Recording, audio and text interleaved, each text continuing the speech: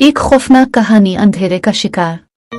राहील एक शहर से दूर एक छोटे गांव में अपने दोस्त साथ के फार्म हाउस पर छुट्टियां गुजारने गया। फार्म हाउस एक पुरानी, भयानक और अंधेरी जगह थी जो जंगल के बिल्कुल किनारे पर था।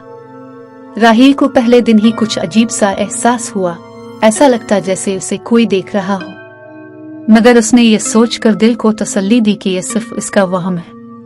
रात को जब राहील और साद बैठकर गुफ्तगू कर रहे थे तो अचानक फार्म हाउस के बाहर धुंधली आवाजों में कुछ सुनाई दिया।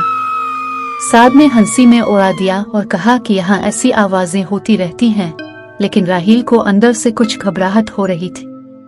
इस रात जब वो अपने कमरे में सोने गया तो उसे बार बार नींद में लगता कि कोई इसके बेड के पास आ रहा है। जब उसने आंखें खोली तो वो बिल्कुल अकेला था, मगर कमरे में एक हल्की सी सर्द सी ठंडक थी जो वहां के मौसम के बिल्कुल मुताबिकत नहीं रखती थी।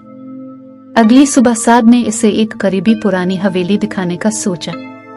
राहील को वो जगह बिल्कुल पसंद नहीं आई, मगर साद का कहना था कि वो हवेली वहां की सबसे मशहूर जगह है और काफी वक्त से खाली है। दोनों जब हवेली में दाखिल हुए तो उन्हें वहां हवा में एक अजीब सा खौफ और गर्मी महसूस हुई।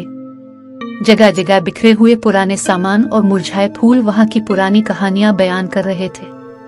हवेली के एक कोने में राहील को एक पुराना आईना मिला जो पूरी तरह से धुंधला चुका था। जब उसने इस आईने में अपना अक्स देखा तो उसे अपने पीछे एक साया नजर आया, मगर जब उसने पलट कर देखा तो वहां कोई नहीं था। राहील का दिल धक धक करने लगा और इसे अपने कदमों की आवाज सुनाई देने लगी, जैसे कोई इसके साथ चल रहा हो। इसी रात फार्म हाउस में बारिश शुरू हो गई और बिजलियां चमकने लगी। राहील ने सोचा कि वो साद के कमरे में सोएगा, मगर जब उसने साद का दरवाजा खोला तो वो बंद था। जब उसने जोर से दरवाजा खटखटाया तो अंदर से कोई आवाज नहीं आई। फार्म हाउस में एकदम खामोशी थी और बारिश के साथ एक अजीब सी चीख पुकार की आवाजें शामिल हो रही थी जो अंधेरी रात में और भी ज्यादा खौफनाक लग रही थी। एक लम्हा ऐसा आया कि राहील को अपने पीछे किसी के सांस लेने की आवाज महसूस हुई। जैसे ही इसने पीछे देखा तो वो हवा में गायब हो गया।